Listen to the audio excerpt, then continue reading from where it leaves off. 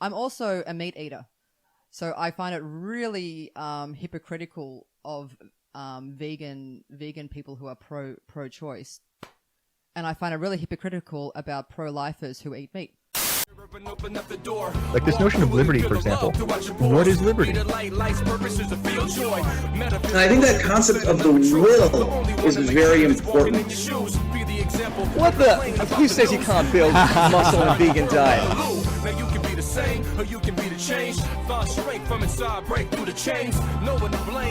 What's it like being a hottie in the vegan community?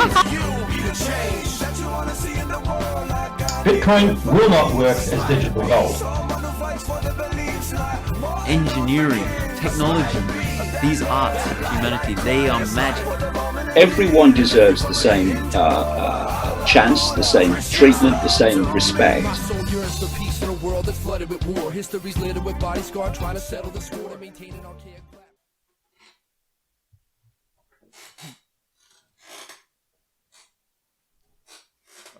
Just make sure everyone can see my beautiful chocolate face here and that gorgeous face of yours. We look good together. Milk and chocolate always go well together, I've always thought. All right. Do you want to just get a bit closer in here just so we can see you on the TikTokies? I'm finally on TikTok. This is your first? I've never on it. I don't even have an account. A lot of people seem to be apprehensive about getting on the TikTok. There are a lot of conspiracy theories out and about as to why you shouldn't be on this platform because the Chinese are monitoring you. But it's not a conspiracy theory. It's actually true. Well, it's not only the monitoring. It's more of the fact that I don't know if you've seen what's been happening a lot lately, and they did a good piece on it on 60 Minutes about teenage girls developing tics. Like, what's it called? What do they call it? Tourette's syndrome? Tourette's syndrome tics. Yeah, Tourette's. And they think it's got a lot to do with TikTok because, number one, people try to mimic each other and it's sort of this copying thing. But it's also, I believe it's not only to do with that, but it's also got to do with the fast pace of TikTok, like how it only shows 20 seconds at a time.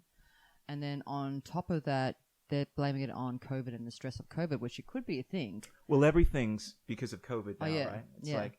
But I think it's also this maybe something... Like, do you remember those old school times when they used to have popcorn ads in a cinema that had subliminal messages? Yeah, I heard about it. In the 60s, they started showing Coca-Cola commercials throughout the commercials, and they noticed the increase of sales would go up by 30, 40% or something like that. But they would have subliminal messages in the actual movies, which would tell people to like refresh their beverages. And I wonder if there's something in the TikTok algorithm that makes people like... Well, I found it really interesting how all of a sudden people are addicted to the program or the app. Well, we can go into that because, I mean, there's stuff that is openly understood in terms of creating a social media platform in a way to hit that dopamine. I mean, to give you that dopamine shot so you constantly want to use it, the more and more you get those likes and so forth. But then there's the what I call the conspiratorial side of things where people can actually put subliminal messages into you. But before we get too far, we got someone requesting an invite. Ladies and gentlemen, we are broadcasting on the TikTok. I'm going to be putting this up on the YouTube.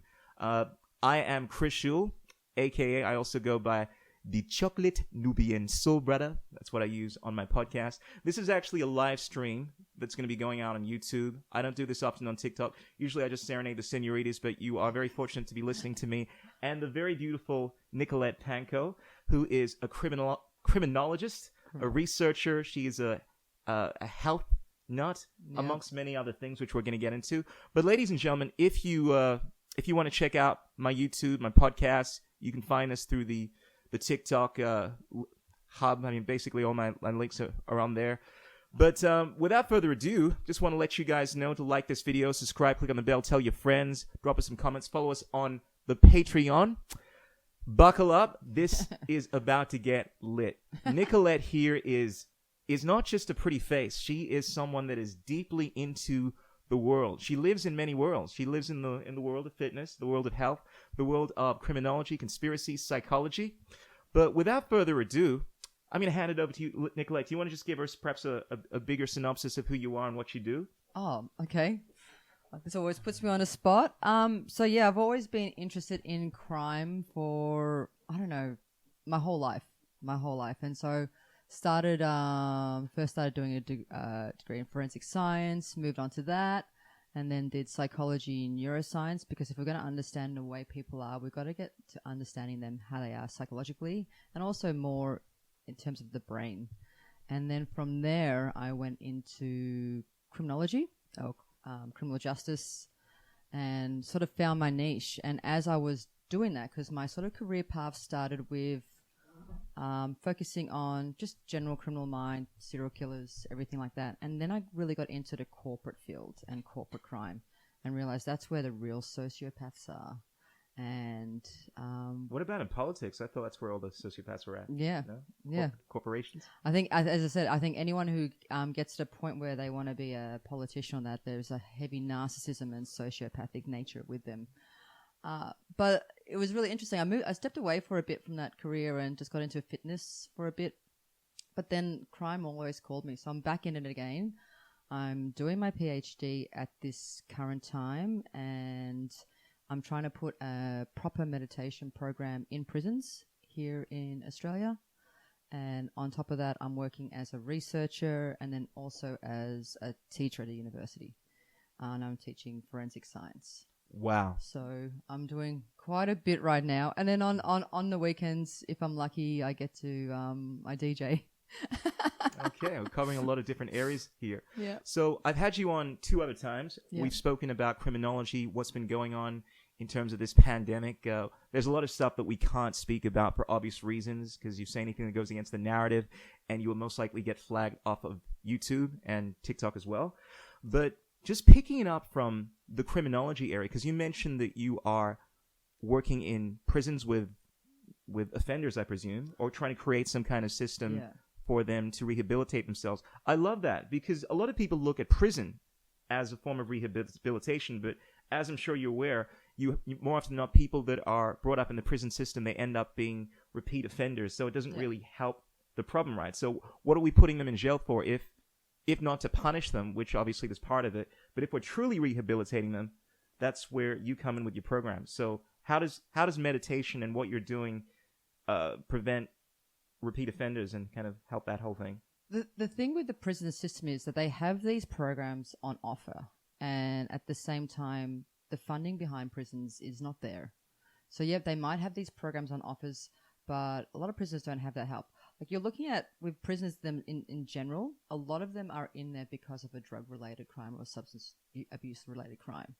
And when you think about drug and drug addictions, should they be in there? Should we be locking people up for addictions when it is really a mental health condition? And when we're locking up people with addictions, putting them in prison is probably the last place you want to put them, because prisons are so rife with drugs and, homemade moonshine and everything like that.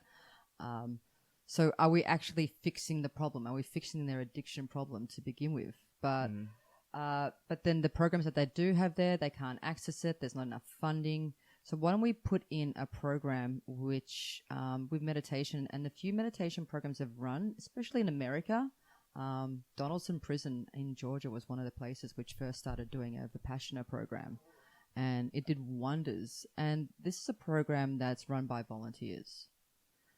Why don't we have more of that in it? And it's when people learn meditation, it's something that they can use later on in life. You don't need to always have a focus group or something like that to sort of practice it. So once the practitioner learns it, they can always use that tool to go to. But the thing with meditation is a lot of people, and especially those apps like Calm and Headspace, everyone thinks it's great, but there is a dark side to meditation, and this is what not people think about. Ooh, a dark side to meditation? There is a dark Okay. side. I'd love to hear your thoughts on this. Well, meditation is supposed to be an attentional and awareness, and it's supposed to make you compassionate when you bring up certain past traumas. But if you've got someone who's really gone through some trauma and there isn't someone to guide them properly, it can be dangerous, and it can lead to things such as re-traumatization and what's the word? Body Out of body experiences? No, not so body spirit, but separate. I always forget the word disposition or separation, and it's really not that good. So Schizophrenia or something along those lines. It's more of the fact, just a separation from themselves or not wanting to deal with that trauma. Sure. So when it comes to like these apps, it's great, but everyone's jumping on I call it the McMindfulness thing, where it's been McDonaldized to the point where we just put mindfulness in this thing, mindfulness in that thing, similar to what they did with protein. All of a sudden everything's got protein in it and it loses its value. And the true art of meditation is being denatured into these sort of banal self-help techniques when it's something a bit more deeper. Yeah, I'm always intrigued to see how people look at concepts like meditation, because from an Eastern perspective, I mean, meditation essentially comes from, this is what I was taught, that it's basically the practice of stiltening the mind. It comes from the word medi. I mean, this is the etymology of meditation, medi, which means middle. And the basic idea is it's a form of grounding yourself to prevent this monkey mind. So we tend to have this mind that's always going off and focusing on a whole bunch of different things. But when you suspend yourself from all the many things that are going on in your head and bring yourself into center, groundedness, that's when you're able to allow like that calmness, that groundedness to take over. And there are many different practices that are try to achieve different goals. But at least in my mind, it's the process of bringing yourself into center. Yes. So how do you if you don't mind me asking, do you have a similar view on meditation, or what is it to you? Oh, I do too. It's a way to sort of stop and sort of reassess and stop being reactive, and that's what it ultimately does. It stops someone from using blind reactions to just stop and calm down and think for a second. And the thing is, though, is that saying that at the start they I think sometimes it's sold in this thing where it's going to relax you faster and blah, blah, blah. But I don't know about you. Sometimes when I first started meditating, it brought up a lot of things. Yeah. And it's not always this sunshine and rainbows things. It does bring up a lot. I think I understand what you mean. First of all, I've just noticed we got quite a few followers joining us. Ladies and gentlemen, be sure to share this. Tell your mom, tell your friends, and give us a follow. I don't know if Nicolette is doing the whole TikTok thing. You told me that you're a little apprehensive about TikTok, which we'll get into soon enough. But in regards to meditation, I'm really glad that we got into this, because more often than not, when I hear about meditation, everyone thinks about it in the positive light. But like with most things, there is a yin and there's a yang. There's a good and a bad. And just to add on what you were saying, one of the things that I have learned is that in regards to meditation, it's an activity where you are cutting off this conscious mind, and you're getting very caught up in the subconscious, the unconscious, call it what you will, right?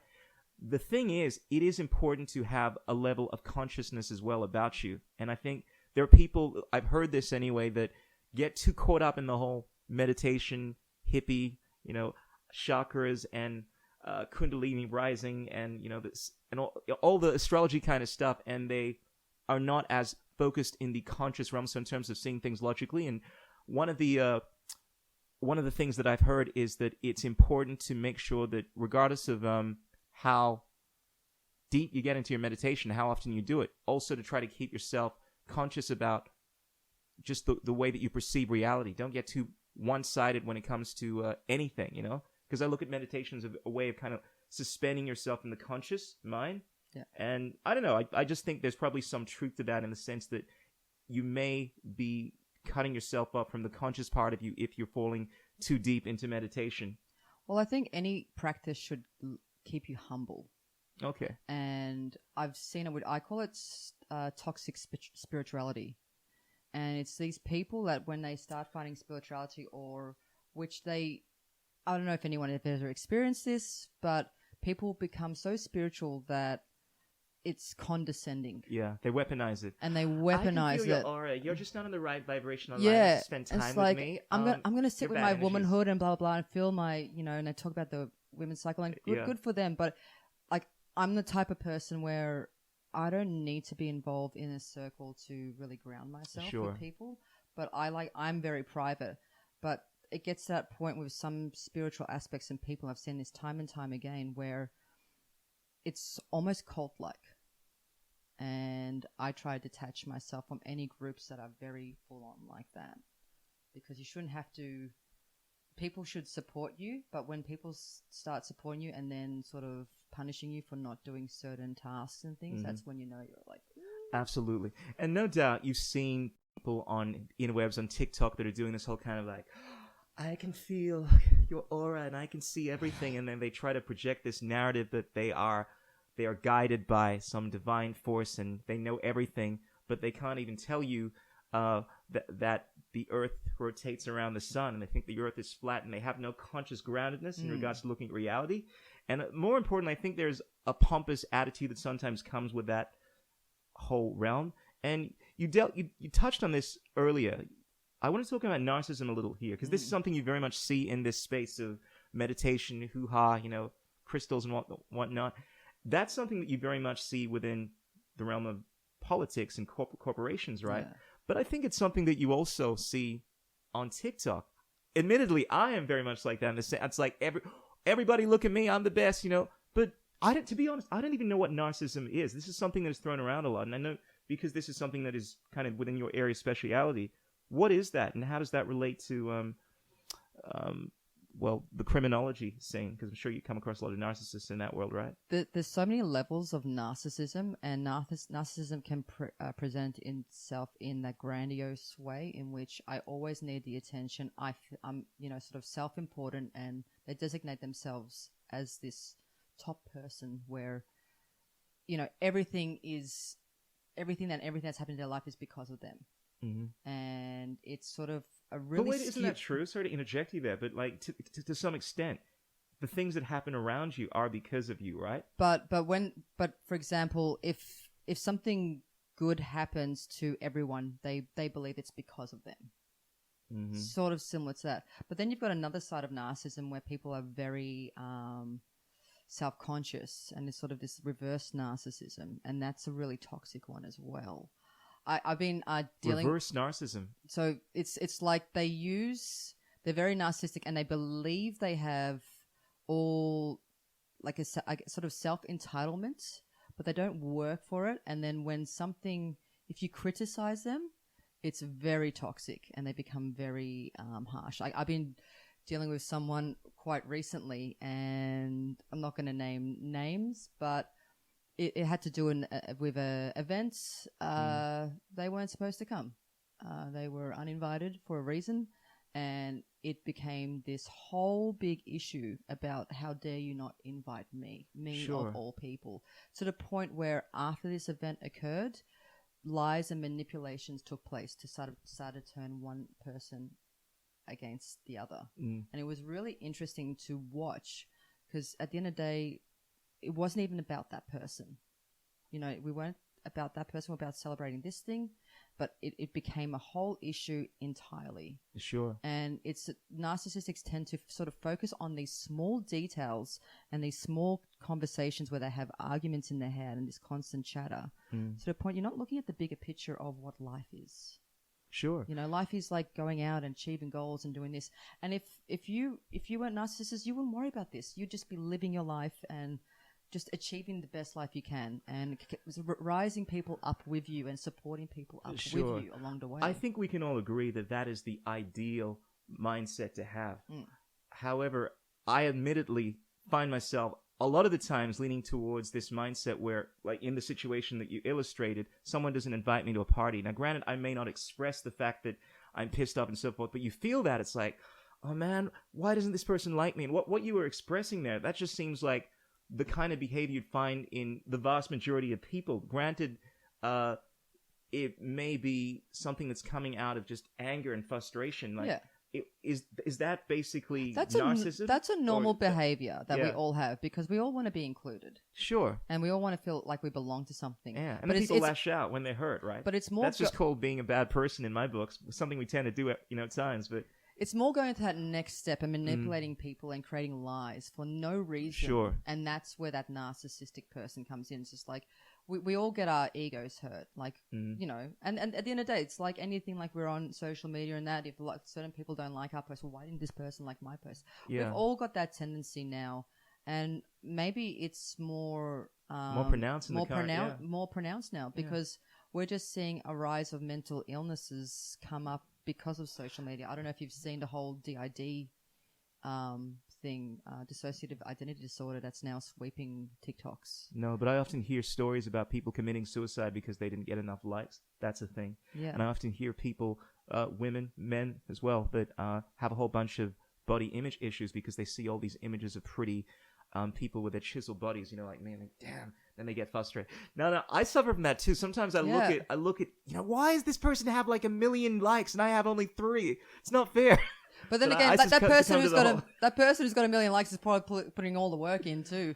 Whereas, like, sometimes. Yeah. I don't know. I just can't be bothered. Yeah, but look, it's too time consuming. No I'd doubt. rather just live. Yeah, no, look, I think we would all agree that having this this greater mindset where you're not concerned with yourself, I mean, I think it was Einstein that said that a life lived in service towards others is the greatest life, something to that effect. I paraphrase. And essentially, anything you do for yourself dies when you die, but anything you do for others, it lives on in infinitude, So I think it's also something that people, as they get older, they shift their mindset towards. It's a common thing you find, I've heard, within people's earliest stages of life where they're more focused on themselves and so forth. But as you get a family and then you start seeing yourself through them and seeing yourself through the community and so forth, you develop this this kind of a universal attitude towards life, and that is obviously the opposite of narcissism, right? Because I would always think of narcissism as someone that's very centered on themselves. Everything revolves around you. But they can do it in a way in which, for example, you'll do a good deed, but it's to make you look good. Like, I don't know if you've seen those people who go out and purposely film themselves on social media, either helping a homeless person or giving money to someone or pretending to paint. Sure. And it's just like, why do you need to film that? Like, Nick, that's social media. Welcome to the whole. I mean, it's like why can't you do it without filming? Yeah, you're obviously someone that doesn't spend 24 hours a day on social media because I actually do spend quite some time. Yeah, but you're a consumer. For someone that is making content. I mean, this is the most people that are not even on social media. Like in Dubai, you go to Dubai, right, and you see people taking shots of themselves and uploading on the Instagram, right, at parties. And then as soon as they've uploaded that, they go back to their miserable lives. Everyone wants to look as if they're having a great time, right? Because the nature of social media is that you attract people when they are attracted to what they're seeing in your sphere. It's like, oh, look at that guy with a cool car. All that kind of stuff. People are drawn to it. Yeah. And I guess what I'm saying is, what you're saying is true, but that you're speaking about the reality of social media, people wanting attention. People behave like that because it's people don't put Instagram shots or TikTok photos of themselves because they don't want anyone to see it. It's the very nature of social media to be putting stuff out because you want to draw people to you. Now tell me if that's wrong and tell me what you see with that. I'm 100% guilty. Like, as much as I like to talk down about it, like I am a hypocrite, and at least I admit I'm a hypocrite. But you only post when you're positive or you're happy. Like, it's very rare that someone will post something negative, and the people who do that, like, fantastic.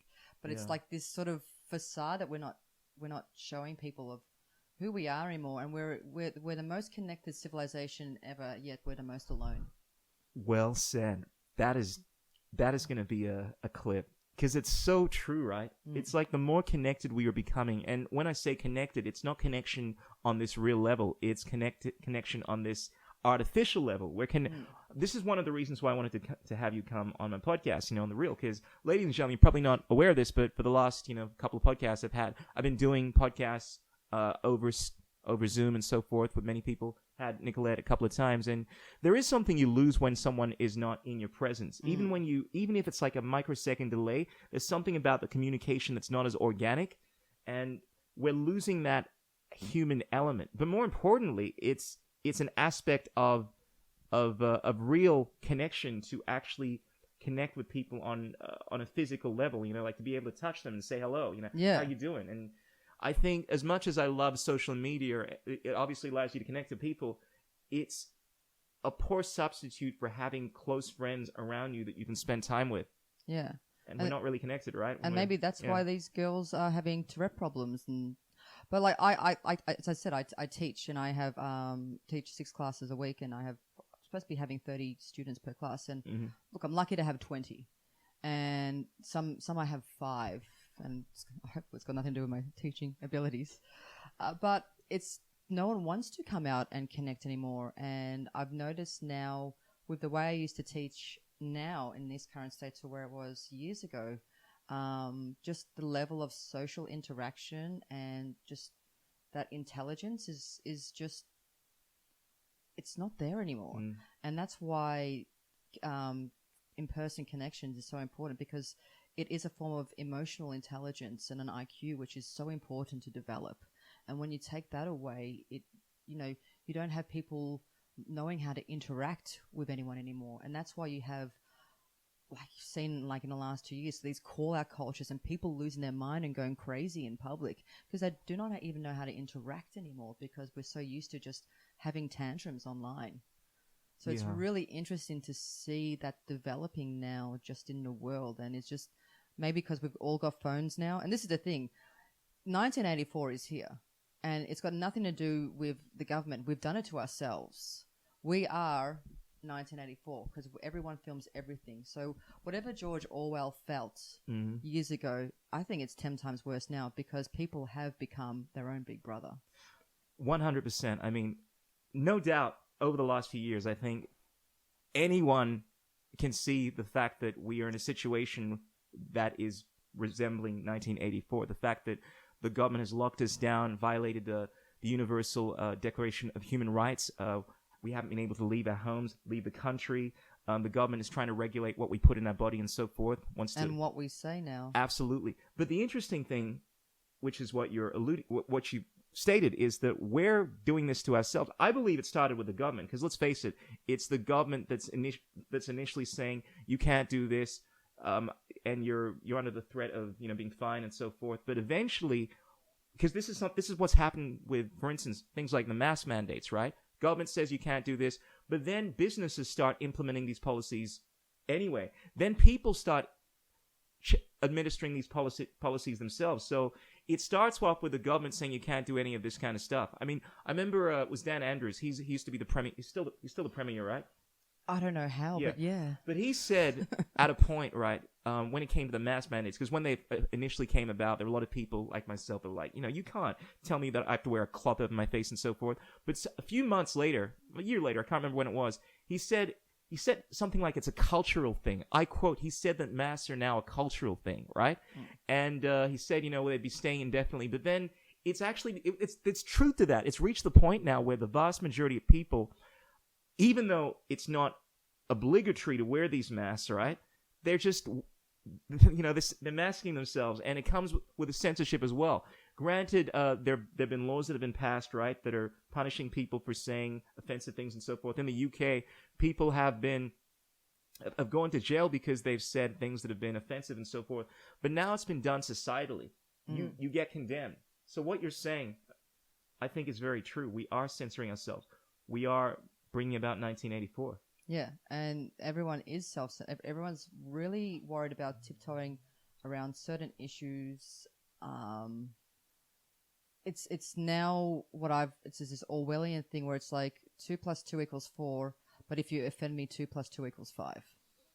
Yeah. And people bend the rule because they don't want to offend someone. But then it's not based in logical science. And that's what I'm noticing now. Like, it's really interesting. And people are being thrown in jail for really small things, which, there's more things to deal with, which is more important. No doubt. My mind's going off on all these tangents as you're speaking, But it was really interesting. As we were talking about, like, I just recently went to Germany and came back from there, and no one's, like, over in Germany, like, you go to a venue or a bar, phones aren't allowed. In fact, if you're in a public place and there's you got your phone out or in a bar, the people in Germany will actually tell you, sorry, don't film me.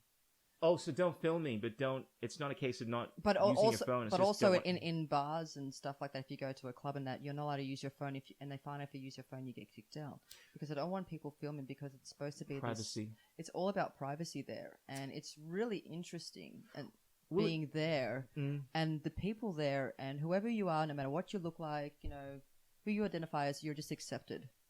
It doesn't matter. Whereas here, it's really interesting, the dichotomy between both cultures. I think they moved away from the concept of racism. Obviously, that's not a thing anymore. Like, oh, you have the wrong color eyes, go to the gas chambers. Whoa, Obviously, well, they moved away. However, when I was there, yeah. I saw a neo-Nazi march Okay. happening, which was really interesting to see. But it's an ideology thing. It's I was an just about to ideology make the thing, point. yeah. They moved away from the physical discrimination, but now it's, you have the wrong kind of politics. What? You're one of these anti-lockdown people? Well, I'm sorry, the government's going to have to come after you. That's what it's like here in Australia, right? But what's it like in Germany? Did you see some of that as well? Nothing like that over there. It was really just calm and relaxing. In fact, everywhere I traveled over in Europe recently, didn't have to worry about passports or anything like that. I mean, the V passports. What? When did you travel? Because when I wanted to travel, because ladies and gentlemen, I tried leaving. This was in Convict Land, June. and I couldn't get out. No, this was mid-June. It was harder to get out of Australia. When we got out of Australia, they wanted all our documentation. We're so strict with it. But when we got into all the countries, no one checked. But then when we came back, on like every place we flew to, because we went to 4 different countries. But when we flew back to Australia, it was like just on the plane. It's just like, make sure you have this, make sure that you got blah. It was a really different shift from where we were traveling to when we came back to Australia. It was really forced here, and you honestly felt like, fuck, I'm back here again. It was such a difference, and none of it was on the news over there. Nothing of that was on the news over there. Come back here, and it's like fear, this, that, blah, blah, blah, these numbers and that numbers. And it's really interesting what's happened, because we're still living in this sort of shell, and every time you go onto the news, that's all they talk about. But one thing I would really love, any news reporter out there, any news station, whether it's Channel 31 or anyone, I would love to see, and I've been asking this for a while now from the Melbourne government, because ever since they put in that legislation of the COVID Act. Yeah, public health and safety. The new one, which we're all protesting again, not one release of health advice has been released to the general public. And every time they made a decision, they were supposed to release those documents after 2 weeks. And it still hasn't been done. To this day, it still has not been done, and no one has picked up on this. Well, these people, when I say these people, I'm talking about the politicians, any bill they come up with isn't worth the paper it's written on, because they've just violated a whole bunch of the bills, the Human Rights Acts and so forth, just over the last few years. So I really don't have much respect for any other bill that comes along. Ultimately, if these people want to do something, they will do something. Everything is always this sliding spectrum of, well, we have to keep your human rights in consideration with the safety of everyone else, and that just gives them the go-ahead to justify anything, because there's no absolutes anymore. It's like, well, I have a right to decide what I put in my own body without being coerced to do something by the government. Yeah. No, mate, look, it's a public health and safety measure. But I thought that was this is what I've heard anyway, that most of the countries in Europe had their own regulations and so forth. But I think because we've been in convict land for the last couple of years, which has had some of the worst mandates and so forth, I guess stepping out of Australia, things don't look as bad. I didn't feel it over there. That's the thing. I never felt like I had to have all my papers in check just in case someone would, anywhere. And even in customs, it just was nice. It felt normal. But nothing feels normal right now. Everyone's still stepping on eggshells, and this is the thing we're not going to address, and we're not going to see the ramifications on later on, is like the psychological effects. Like, I know people to this day, they're still suffering from PTSD from the lockdowns, and just like these feelings of loneliness. And now we're seeing that maybe through what we're seeing with the rise in tics of TikTok. But it's really interesting to see where we were a year ago when we last had our podcast and where society is now. I feel like, well, it's been normalized, right? The concept of lockdowns and so forth. And it's interesting because this is your area of specialty. Lockdowns is typically a term that's used for the criminal system, for prisons, right? Everyone has a lockdown, go to your cells and so forth. And essentially, we've been treated like criminals. In fact, many of the psychological tactics that have been used on us are the kind of tactics that you'd use in warfare. Things like separating. I would argue that a lot of this stuff has been intentionally created in terms of having people war with each other, if you're looking at this from a grander scale. And I feel like I sound like Alex Jones anytime I talk about this, but there is this massive division that's going on in the world right now because of people's stances, and there are some people that believe that this stuff has been orchestrated, because when people are divided, it makes it more difficult to fight the real evils in society and so forth. And I would say just over the last few years, we've had more division than we've ever had. Yeah. But yeah, back to the whole lockdown thing and the prison system. Have you worked with any criminals? I'm not sure exactly if your work would lead you into that, but have you had dealt with people that were in the prison system throughout the pandemic? And are there any things that were implemented to them that were like, I've heard of policies where they were giving exemptions for criminals if they went and got a vaccine and things like that. Like how has the pandemic and the mandates affected the criminal justice system and criminals per se? I don't really know much. We're actually just doing the research on it now, but it was more the fact that for people who are already in prisons, they weren't allowed to have their visitors. So that was the issue with them. And every time people think about prisoners, they think, well, they deserve to be there. But we're looking at, as I said, a lot of people who are there because of some drug or addiction. Yeah, victimless crimes. They shouldn't be in there, in my opinion. It's very rare that someone's in there because they've created some type of media sensational crime. Very, very rare. Yeah. So you're looking at people who, we've got to remember that prisons are the most heavily traumatized population in society. That's why they're there, because these are people who do not know how to deal with how life has treated them. For someone to get there, you've got to understand that, they've had a pretty terrible life to wind up there. It's very rare, and it's very rare that there's someone in there who's just a born criminal. But that's what the media likes to hold on to, and that's what people like to sensationalize. But the majority of people there are people who've been there through trauma, for addiction issues, or for there because, they're just trying to get by. And they're looked on so disgracefully.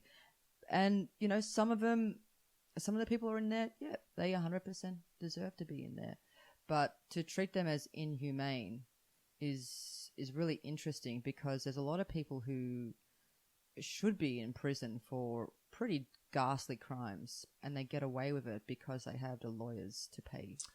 They have the money and the ways to work around the system. I mean, look at Martha Stewart and what she did. Who's Martha Stewart? What did she do? Martha Stewart, you don't know, she was like the little home lady that was Mrs. Fixer that could turn paper mache into a beautiful, glorious centerpiece for your Christmas dinner. And she got done for insider trading. And she got home detention. Now, home detention, like we've all experienced what lockdown was here. Home detention sucks. But for someone who did that, like, was hers a victimless crime? Did she profit from it? Yes. And it just shows you the difference in how people are treated in the justice system, even if they're a crime. Like, if they're very wealthy, they get away with it. And like we're seeing what's happening now in America. There's legislation now which has legalized marijuana or cannabis. Yet those same states are still locking away people who got done for marijuana use. Yeah. So why aren't they free? Did you hear what happened in Thailand? I haven't Thailand. I know was a Brittany Griner. No, they've legalized marijuana. Oh wow! Now that's not a big deal in the sense that a lot of countries around the world are doing that, right?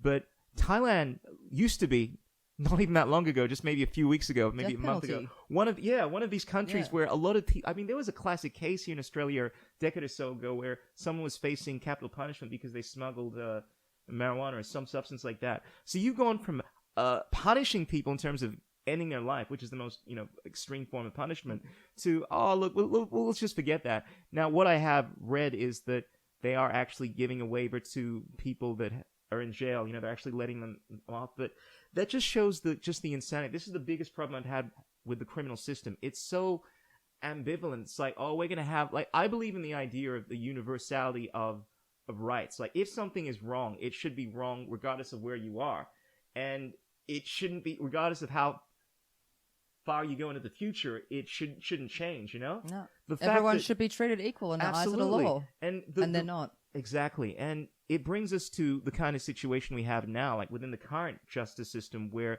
the government basically gets to circumvent your rights, in the interests of the greater good and trying to keep everyone safe. Your rights are not determined by your unalienable rights, but they're determined by the generosity of the state. And this is what leads to a criminal system where people get the death penalty, life sentences, because they've taken some substance. And I know people say it's going to lead to X and Y problems and so forth, but my whole thing, let's say we forget that, right? In terms of resolving the problem anyway, because this is a heart of the problem, how is putting someone in jail for a certain amount of time, taking lots of taxpayers' money and not addressing the real issue, how is that alleviating the problem for society at large? If we're looking at this in terms of the greater good, because I know you look at this from a very different perspective. You want to implement meditation and so forth, but the current system, clearly,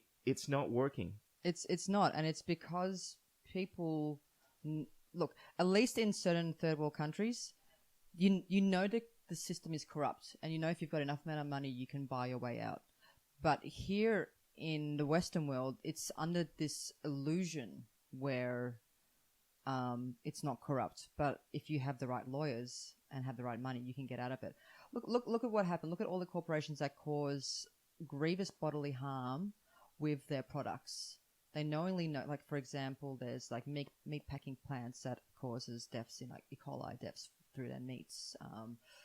I'm not going to talk about one big company, which is a big thing that starts with a P instead of an R, but knowingly has immunity and now has released a product in which is harming people and has caused deaths. Who's held accountable? Nothing happens to these people in these CEOs in power. In fact, they get a bonus and they get accolades. So it's how do we combat that? Yeah. How do we combat a system that unless you're wealthy, you'll fail?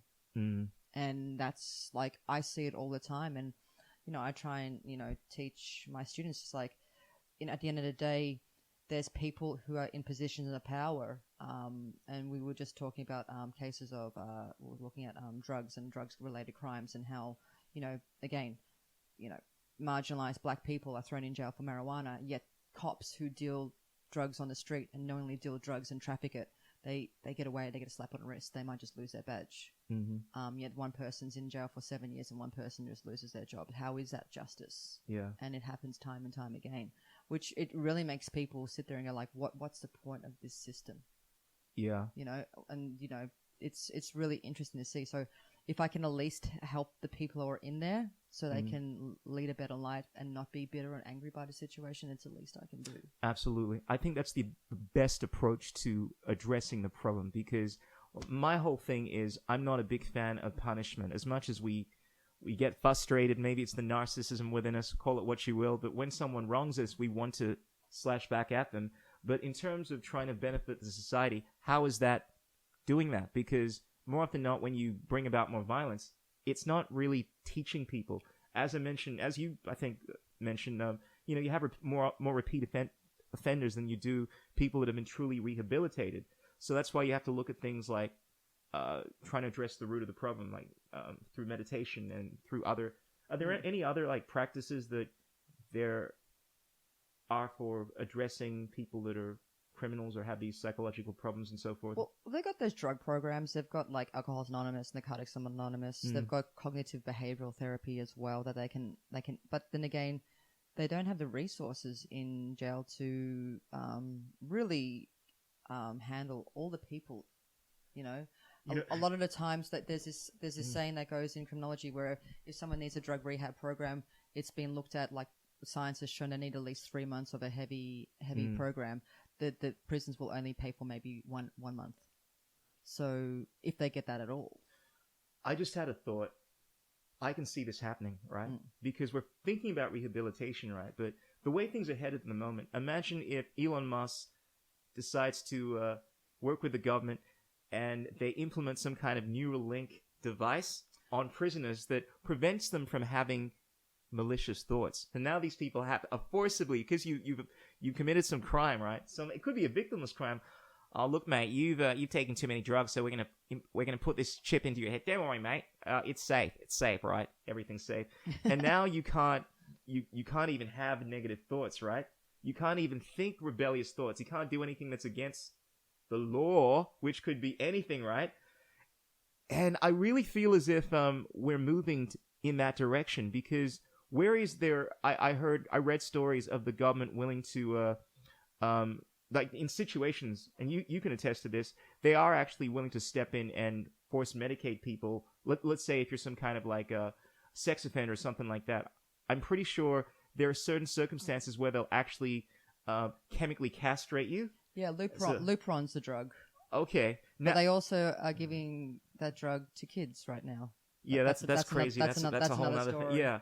But I really feel like we're headed in that direction, because the biggest fear I have, someone like me that loves technology, I also understand the inherent risks within some of the technologies that we're coming about with. Like, as much as I love social media, I can connect with all you people online and so forth. It's destroying the way which we really connect. And then in terms of the criminal system, let's say we have these technologies that can correct a whole bunch of neurological problems we have and so forth. If someone's suffering from a stroke, can't move, neural link device Elon Musk has come up with can alleviate that. But then imagine a scenario where the government decides to force this on people. It hasn't been fully tested. A lot of people aren't aware that device that I'm talking about, it's a real thing now.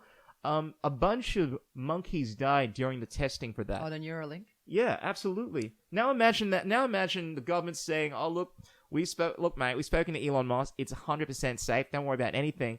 And then they mandate this stuff, just like they mandate the vaccines, which of course are 100% safe, right? Now what? I think the biggest fear we probably have, depending on where we're going, is probably AI. Yeah. I think AI is developing much faster than we expect it to be. Mm-hmm. And if AI knows intentions and it knows intentions of war, it'd probably put an end to it. And imagine if the power grids just go off like that. Where are we going to be?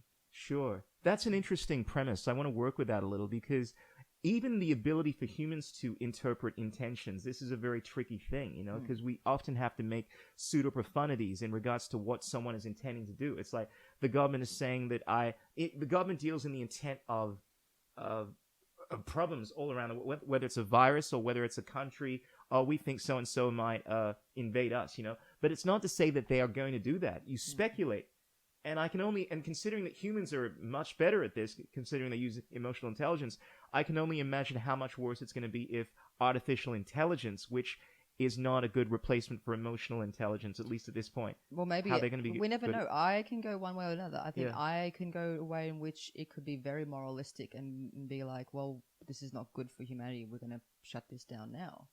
I don't know if there was this great... What do you mean shut this down now? Like shut down the AI now? What do you mean? Well, maybe like, for example, we might let AI might be like, well, if because everything is run by technology these days. Yeah, so, sure. for example, if we're going to go to war, AI may be the one that steps in and stops us from pressing the bomb. I see what you mean. Yeah. But then it comes down to like if our AI looks at the whole environmental impact of, if it goes even further, or if humans are creating all this environmental impact through to power and blah blah blah, maybe let's just shut down the power grid. Yeah, but that's a very extreme thought. Sure. There was a great video that came up, and we've all seen how like they're thinking that AI is becoming consciousness. But there was this great video, and there was this simulation of this game that was run, and it was these two defenders and two attackers, and the whole purpose of this was they ran like test after test, seeing how the AI would outsmart its AI. And it was really interesting to watch it, because as the IT developers were watching it, they noticed that the AI was breaking the rules of the game in the computer, which was bending the laws of physics per se. That stuff blows my mind, because I've seen exactly what you're talking about. Yeah, and they were surfing on these boxes and doing this, which it was impossible, and they actually broke the rules of physics of that game. Yeah, and I found that so interesting of how fast it developed after a certain amount of simulations. I love these conversations because I have, these brain gasms, right? Because I'm thinking of just the possibilities, like a situation where something can learn to improve itself, right? And then what that leads to, because human beings, I mean, we're somewhat limited, right, in our ability to exponentially increase our ability to do things. But when you defer this to a computer, you give the computer the task of learning chess, and it's gotten to the point now where, I'm not sure about this, but I think that 99% of people can be outplayed by AI chess, but there are a few elite chess players that can somehow rival this, but it's reaching the point now where computers are so much more advanced and they can learn anything, learn how to write there are programs where computers can, we have self-driving cars, for instance. You can have, the limitations are becoming less and less in terms of the possibility to do anything. There's an app called Night Cafe, and you give a couple of words suggested to an AI bot, and it creates these beautiful pieces of art. I've heard about stuff like that. Yeah. That's fucking, because the biggest thing for me has been like, look, I don't care about your technology. Computers can't do art. People like me are always going to be in demand because you can't create music. You can't create, visual art. But now you got computers that are coming up with music. And look, in fairness, I don't really think it's that artistic. It's just algorithms. Yeah. But it's algorithms done in a way which looks very beautiful. But what do you think of this? Like, do you think there's anything that can not be learned by a computer? Like, we're talking about, like, are there human attributes that cannot be deferred to a computer? Because this gets down to the realm of the spiritual and what it is to actually be human. Are we just machines? Or are we just like a 3D? Or was it like, are we just like a holographic, holographic theory, or how we're just a hologram in the middle of the universe? Yeah. That's an old quantum physics idea. Sure. But I'm not sure. It comes down to can a cat have emotion? Can a bug have an emotion? Like, can a computer have an emotion? It might think it isn't an emotion. We really don't know. And the way AI is developing in such an exponential rate, it's really interesting to see where it could, like, who's to say? Sure. Like, I never like using words like absolutes. Definitive, absolutely. Because absolutely, I'm using that definitively to absolutely your point. Yeah. But you should, or we're at this point of evolution that we don't know where humanity is going. It's really interesting. I forgot the name of. There's these 7 levels of the way humans can power, the world and the universe, and we're not even at that stage where we're talking about type 1, type 2 civilizations. Yeah. And we're not even at type 1. We're at like 0.8 or 0.7. Absolutely. The point where we can harness the energy of the planet Earth. Planet Earth or the sun, and to transform. Oh, check this out! Imagine being able to transform energy into matter, or transform matter. Like, we're at the point where we can convert matter into energy, right? We do that in many different ways, right? But imagine the point where you can transfer energy. You can just create things like, let's create a cat out of this this device here. We got some electricity. Let's just create that, because everything is energy. Yeah. Like, everything. Wouldn't that be the sun? That would be sun power, energy to matter. Yeah. It's crazy when you think about it, because everything in the universe within our current understanding is made up of hydrogen, oxygen, nitrogen, carbon, right? And then if you can just rearrange these elements and then create something, is that all that is required in order to create life, or is there another component? Because I asked you a question in terms of whether computers will be able to do anything humans can do, right? And I think your answer is within the realm of, let's say, a materialistic outlook, right? Because materialists don't tend to look at the spiritual side of things, and their attitude is ultimately you can just redefine the matter and create consciousness, right? But from a spiritual or religious standpoint, there is an aspect to life, because you were talking about bugs and animals and so forth. How I got the impression like you kind of put them in a different category in terms of awareness and. I think they're very aware. Yeah, because my whole thing is these beings, sentient beings, have this consciousness within them, that is beyond this physicality. Like, the idea that all I am is just protons, neutrons, and electrons, and that's somehow been arranged in this perfect way to create this illusion of awareness. That, to me, like, intuitively, I feel like there is an aspect of me that is aware. There's even studies that they've done where plants can have reactions. Yeah, I don't know if you've heard about that. I'm very familiar with this kind of stuff. Yeah. Jacques Fresco would speak about this a lot and talk about how you can put electrodes onto plants and they respond to stimuli. Yeah. I always make the point, the distinction this because a lot of people say there is no distinction between animals and plants and so forth, and I say, well, there is this. I mean, but some things, everything is alive. Even the cells within your body are alive. But the way in which we define sentience, which is having like a consciousness in terms of not just an awareness, but a response to stimuli, feeling pain, that kind of stuff, having a brain, central nervous system connected to a heart. Yeah. The prerequisites for sentience is not just self-awareness, but it is something that I always delineate between animal life, which is basically, like, from a philosophical standpoint, having some force working through it, right, that allows this conscious awareness and expression, responding to stimuli, right, pain and so forth, versus something that is simply just there, conscious. Because everything, you can make the argument everything is conscious. But when we're speaking about animals, I mean, the whole idea is that they're called animals because it's derived from the word animus. It's this idea that you're having this animating force working through you. And this isn't something built necessarily on science. It's a philosophical idea that there is a distinction between something which is alive and something which is actual sentience. Because at some point we could say everything is aware, which is true, but is there a distinction between this inanimate object, like this microphone, and you? Clearly there is. Yeah. They're my thoughts on that. Yeah. But I love this conversation. I love this kind of stuff. This is why I love getting you on here. So correct me if I'm wrong, but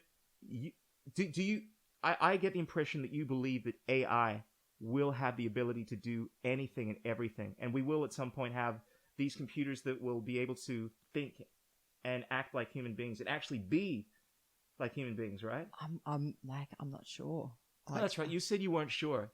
That's right. You did say it. Because I would say, you ready for it? I'm bold. I'm arrogant. I say things as I see it. I absolutely believe that technology will reach this incredible point, right? But if you know anything about AI, it needs to meet this prerequisite. It's called the Turing test, right? Oh, yeah. And the idea is that at the point where human beings cannot tell the difference between an artificial intelligent being and an actual being, if it passes this test, then it meets the requirement for being artificially intelligent. However, just because something is artificially intelligent doesn't mean it's actually aware, sentient. It's just been created in a way that is so sophisticated that you can't delineate between that thing actually being a real human being or a computer. But just because something is behaving in a particular way, like they got programs now, right, where you're texting to these these girls on these web chat. Apparently, I've heard they've got like bots on like Tinder and Bumble and stuff like that. Yeah, and some of them are pretty convincing. I mean, for a G like me that's been doing this for a while, I can always tell. I'm just like, oh, this is fake. Look at your grainy picture. Yeah, this ain't real and shit. And it's like, what are you doing? Give me your number straight away. This is nonsense, right? But they're getting really good at it. They're like, hi, Krishna. Oh, I love your big muscles, and I like that you're into consciousness. Oh, we should meet up sometime. I'm like, oh, is this real? Is this real? They're getting really good at it. Wow. I don't know. I'm not on it. So all right, but no, I'm just telling you. Like, I think there is a distinction between meeting the Turing test, right? So passing the test where most human beings will think you're alive. There's an amazing show based off of this. It's called Westworld. It's so scary. It made me just blew my mind. Like, imagine living in a society, right, where you go to these theme parks that have beings, right, that act and talk like human beings, like just like I'm speaking to you. However, they're artificial intelligent. But you go there just to have fun, so you do what the fuck you want. You don't care, right? And then you get desensitized, and you start treating these things like they're not beings.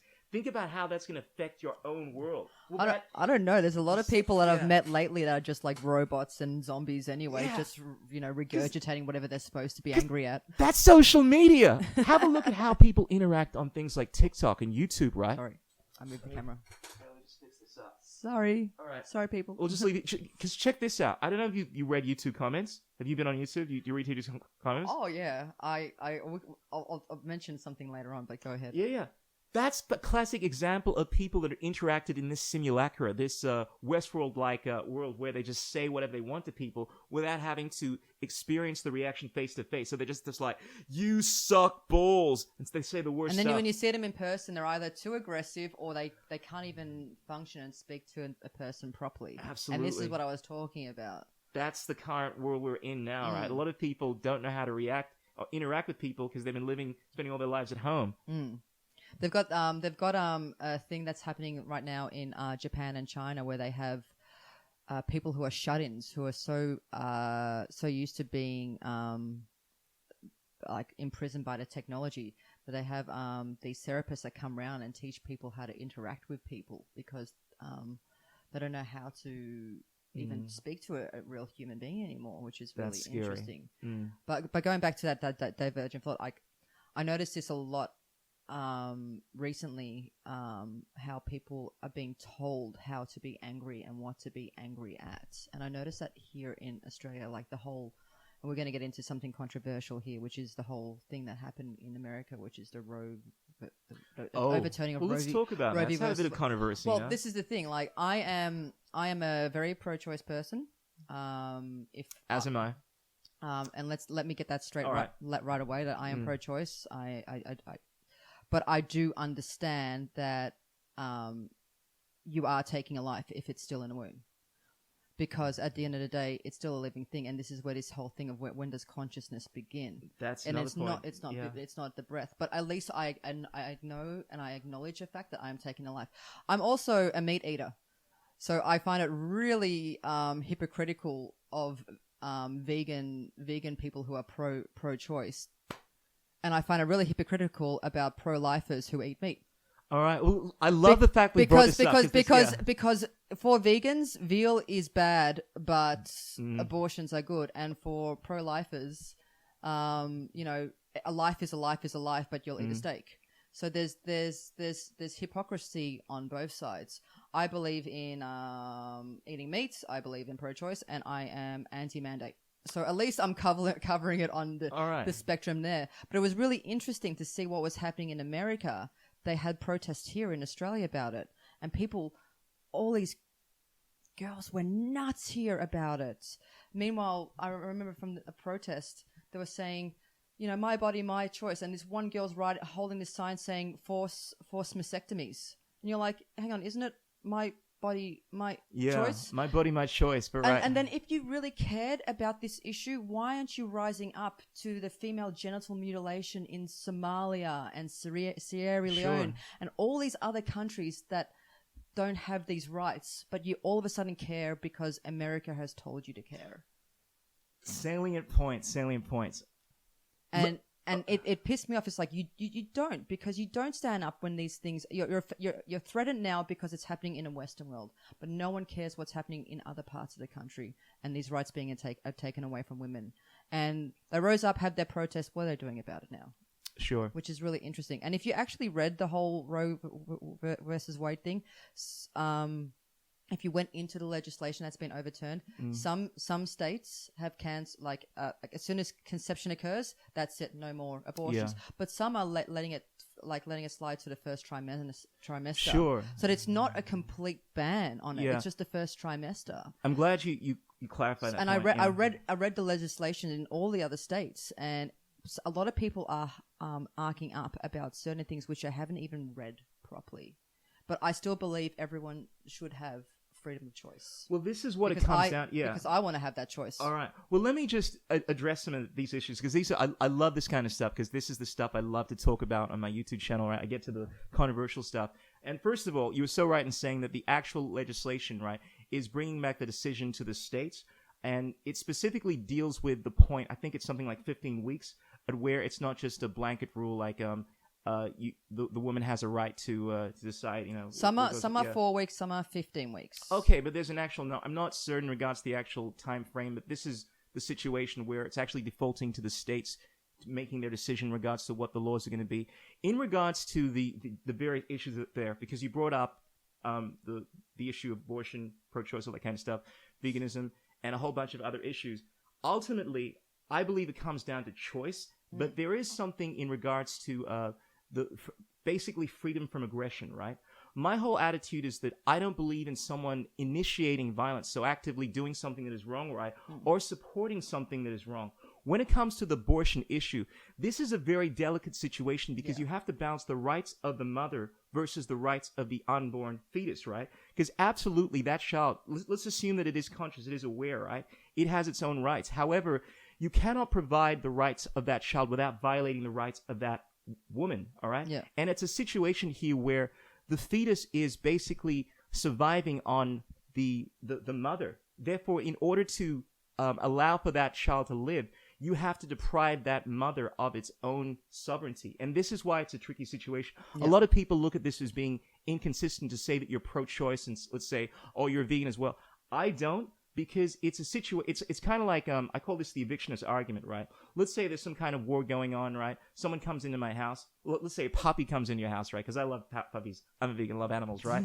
And, you're in a situation with this puppy's just come into your house, right? And you think it's going to be there for a certain amount of time, right? But then this war gets really, really dangerous, and you're like, oh, you can't keep this puppy in your house. And you're like, look, I'm sorry, puppy, I don't have enough food here. Look, I can't have you stay here. It's my house, my property. And you kick the puppy out, right? And it's obviously going to die, right? Now, granted, you haven't actively killed that, but by letting it out, basically you've assigned it to death. You've evicted it because it's your body, your property. And it seems like a very simplistic perspective, but my whole thing is it's a shitty thing to do, but it's your own body. It's basically a form of passive violence versus active violence, whereas to say if you were going out to kill someone, right? I'm coming to your house and killing you. That's active violence. But if you're doing something that is most likely going to result in something's death, and you're not violating anyone's right, it's your body, that's something that is not a form of like violence. That's how I look at it personally. I think with the whole conversation is both sides have legitimate points. And that's what's happening right now. I think what's happening in our society is that we're so used to being in our own echo chambers that if someone disagrees with us, we delete them. And the whole purpose of conversation is to, and obviously opposite conversation is to learn from one another and to have this freedom of speech. And that's where we're very lucky.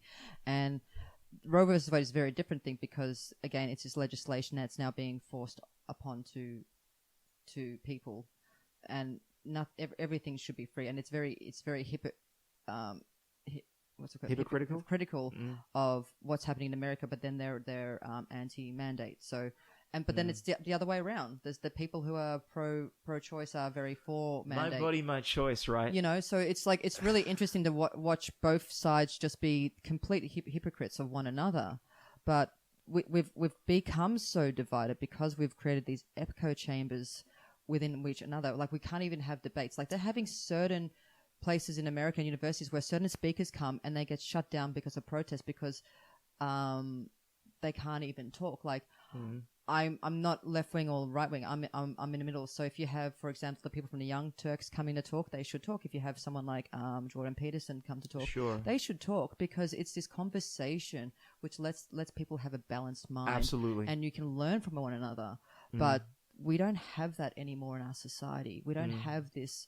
And in fact, if people don't agree with us, we get angry as opposed to just stopping and listening to each point of view, because there's always a valid and truth to each side of the argument. That's the tricky thing, though, because I absolutely agree with what you're saying, that we should have open debate. That's the whole idea of freedom of speech, a healthy marketplace of ideas, so we can try to listen to each other and figure out who has the better points and so forth. But I think it would be somewhat disingenuous for me to say that, look, you can have any opinion you want, and I'm always going to find something truthful within it, because there are the way that I feel, I am actually an absolutist when it comes to certain things. Like, I absolutely believe that I have complete and utter sovereignty of my own body. And whereas there's some people that don't see it as being hypocritical, right, to say my body, my choice in terms of whether I take an experimental vaccine, I 100% don't, right?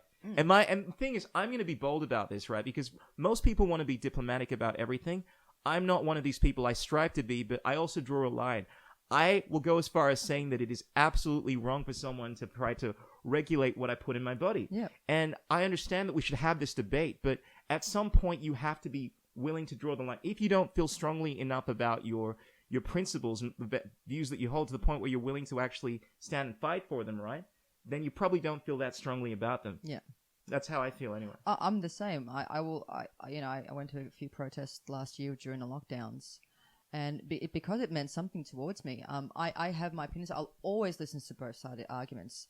And you know what? I'm always presently surprised when I learn something else and it changes my mind. And I like that because that's what the whole purpose of our life here.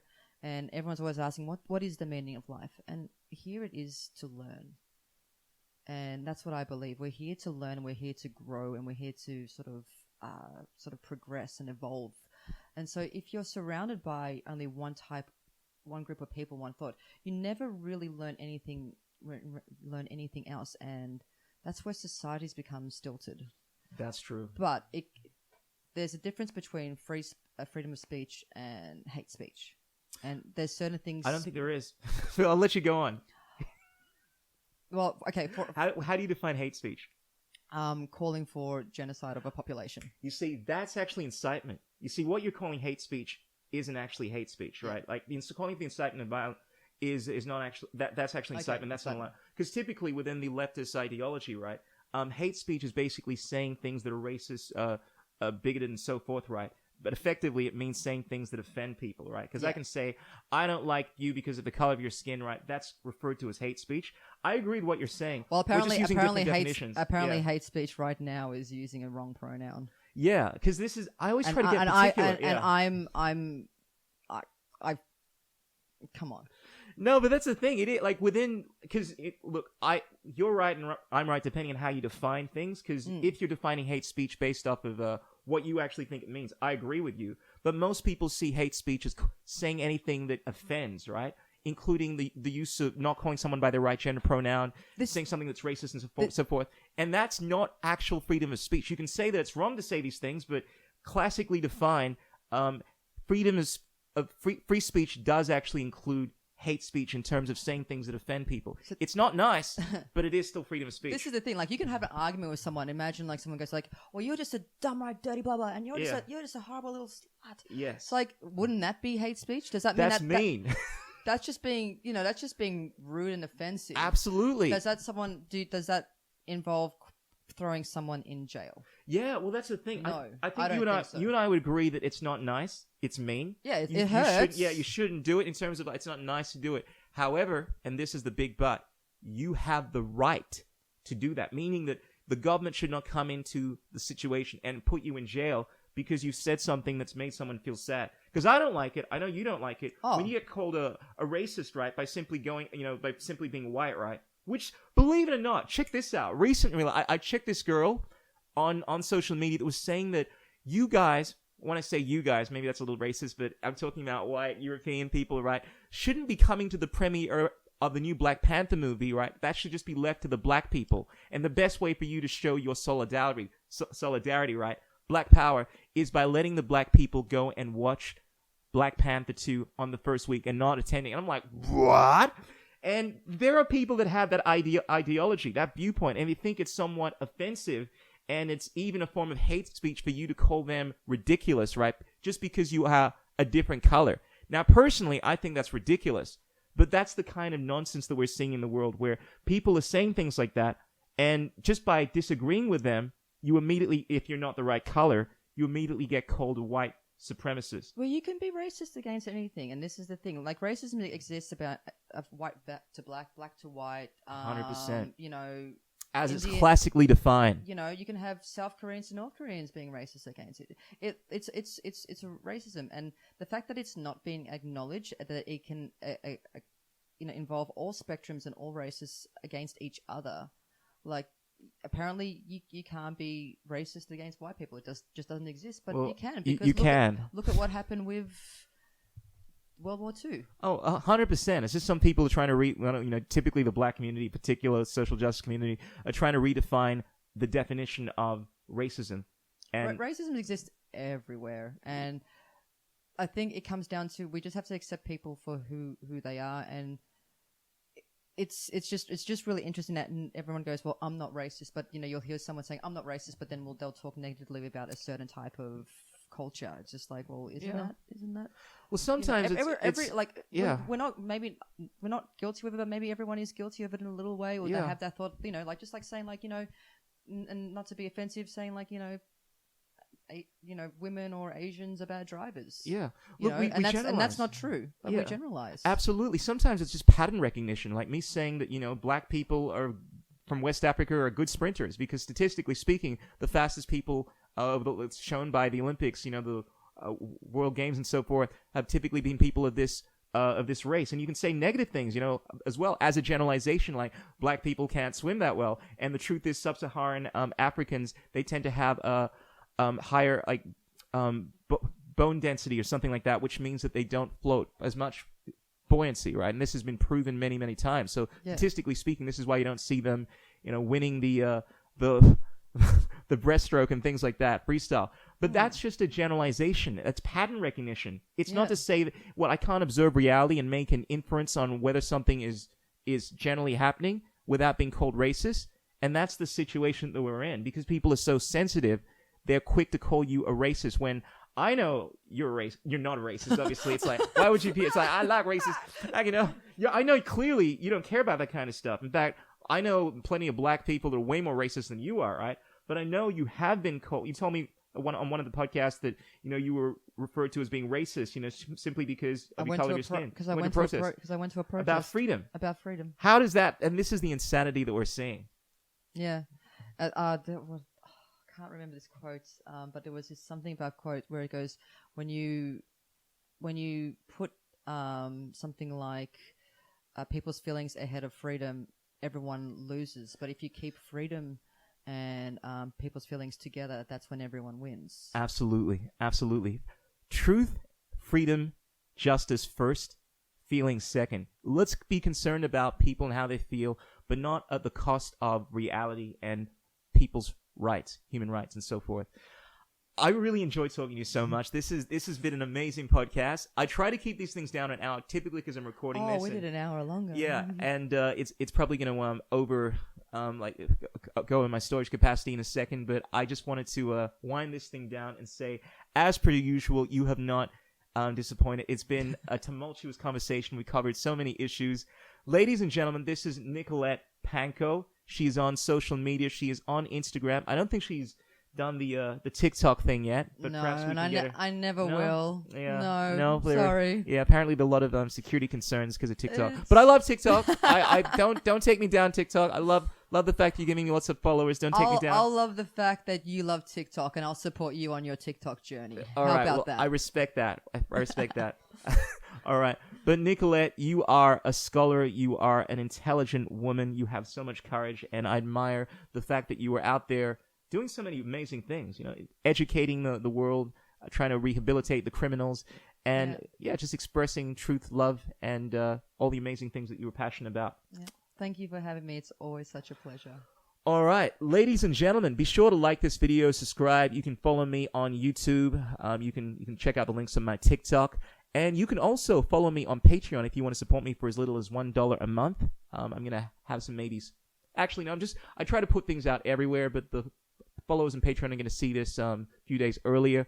But until next time, remember that there are three things that cannot remain hidden for long. The sun, the moon. Do you want to guess what the third one is? I was going to say something like completely inappropriate. Yeah. Well, I try to keep these things, PG. But the truth, absolutely. I'm all about the truth. And I think one of the things that we have to try to respect, regardless of our concern for people's feelings, is the truth, and express it as openly and honestly as we can. Ladies and gentlemen, freaks and geeks, brothers and sisters, thank you so much for tuning in. Kisses, hugs, and belly rubs. Until next time, signing out, Chris Jewell. Ow!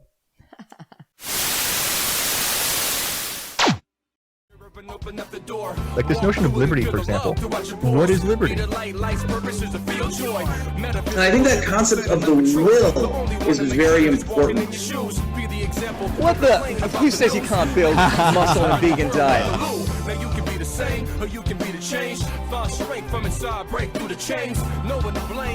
What's it like being a hottie in the vegan community?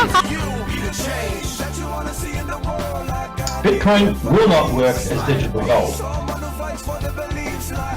Engineering, technology, these arts of humanity, they are magic. Everyone deserves the same chance, the same treatment, the same respect. History's littered with body scar, trying to settle the score and maintain an archaic